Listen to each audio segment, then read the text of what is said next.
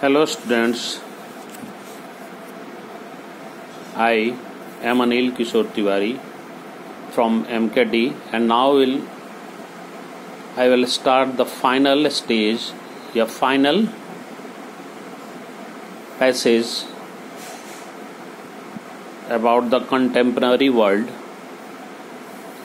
Examine the two cartoons carefully on the page and these cartoons question the basic of the global democracy. Many powerful countries like United States of America have taken up the charge of the spreading democracy in the world. According to them, mere campaigning for the democratic values is not sufficient.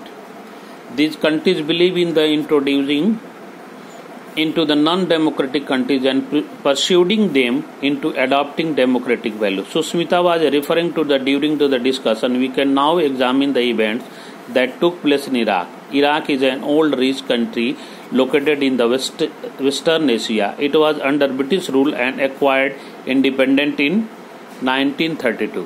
आइए हम लोग examines करते हैं या democracy को पूरे विश्व में कैसे इसका प्रमोशंस हुआ, इस बारे में हम लोग चर्चा करेंगे। इसी के संदर्भ में संयुक्त राज्य अमेरिका का रेफरेंस देते हुए हम एक ऐसे देश के बारे में चर्चा करेंगे जो देश पश्चिम एशिया में है और जो पहले ब्रिटिश रूल के तहत था। जैसे पहले हम लोगों का भी देश ब्रिटिश रूल के तहत था। हम लोगों की आज़ादी 1947 में मिली और इस देश को आज़ादी मिली 1932 में 1932 में, और इस कंट्री का नाम है Iraq. A series of the military coups were carried out for the control of power in Iraq about 3 decades after independence. आजादी के 3 दशकों तक जो है सैनिक शासकों का जो है शासन रहा और पूरी सत्ता जो है इराक की उनके हाथों में थी।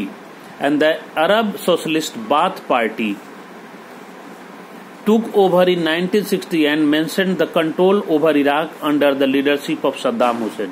और अरब सोशलिस्ट बाथ पार्टी जो सद्दाम हुसैन के नेतृत्व में थी, उसने उसके हाथों में सत्ता का हस्तांतरण हुआ 1968 में। सद्दाम हुसैन की सरकार ने क्या किया? पहला था abolish traditional Islamic where women did not enjoy equal rights as man. पुरानी जो इस्लामिक पद्धति के तहत जो है शासन की जो कानून थे उसे समाप्त कर दिया, जहां महिलाओं को समान अधिकार नहीं दिए गए थे पुरुषों की तरह।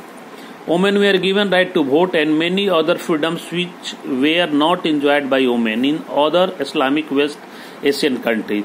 और महिलाओं को मत देने का या मताधिकार का अधिकार मिल गया और स्वतंत्र रूप से वे अपने मताधिकार का प्रयोग कर सकती थी, जो ऐसे अधिकार बहुत सारे पश्चिमी देशों में, पश्चिमी एशियाई देशों में या पश्चिमी देशों में जो है जहां इस्लामिक रूल्स लागू होते हैं वहां महिलाओं को ऐसे अधिकार नहीं थे।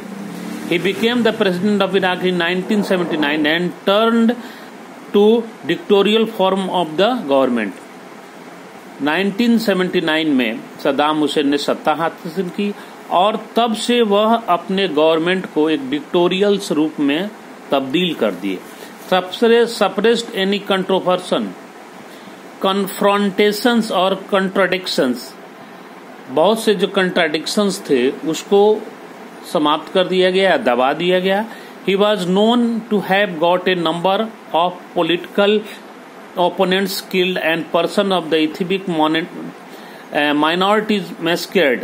और ये माइनॉरिटीज ग्रुप, कुर्दों के खास करके जो वहां की माइनॉरिटीज ग्रुप थी, उसके नरसंहार के लिए भी यह सरकार जिम्मेवार थी। The US and its allies like Britain accused Iraq of possessing secretly the nuclear weapons and the other weapons of mass destruction।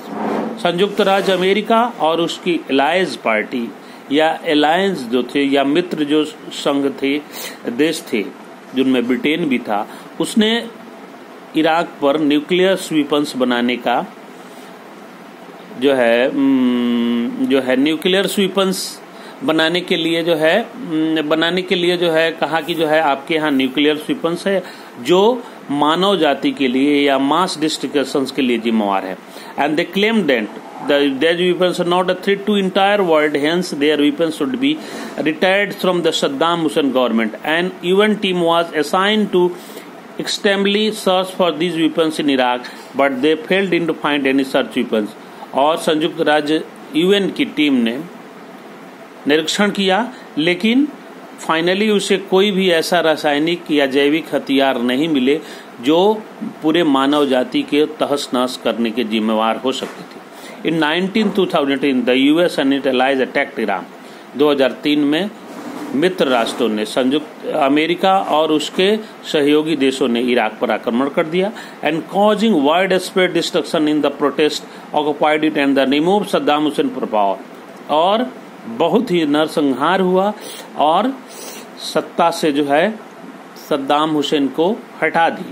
An interim government approved by the US was installed in Iraq, and this was on the Iraq by US and its allies were not authorized by the UN Security Council. It was declared illegal by the Kofi Annan, the UN Secretary General. उस समय के UN Secretary General थे Kofi Annan, जिन्होंने इस आक्रमण को अवैध घोषित किया।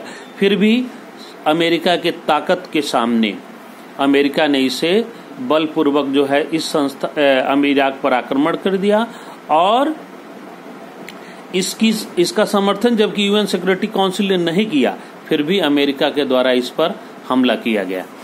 And the alignment war to on Iraq leads up the certain basic question on the human values and democracy. और इराक पर किया गया हमला एक प्रश्न उठाता है जो मानवीय मूल्यों को जो का और प्रजातंत्र का हनन करता है। Is this a correct use of the promote democracy? Is it correct for the democratic country to invade and cause destructions in another country by attacking induce democracy by force? क्या ये तरीका सही था जो किसी प्रजातांत्रिक देश पर जो है हमला कर देना जो उसके अधिकार क्षेत्र में नहीं था और जो जहां बलपूर्वक प्रजातंत्र को जो है के द्वारा चुनी हुई सरकार को या प्रजातांत्रिक सरकार को जो है बलपूर्वक जो है समाप्त कर देना या हटा देना।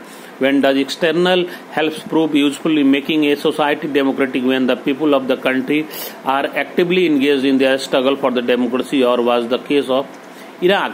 How successful and long-lasting can external intervention can establish democracy if the citizen and the country of not support it?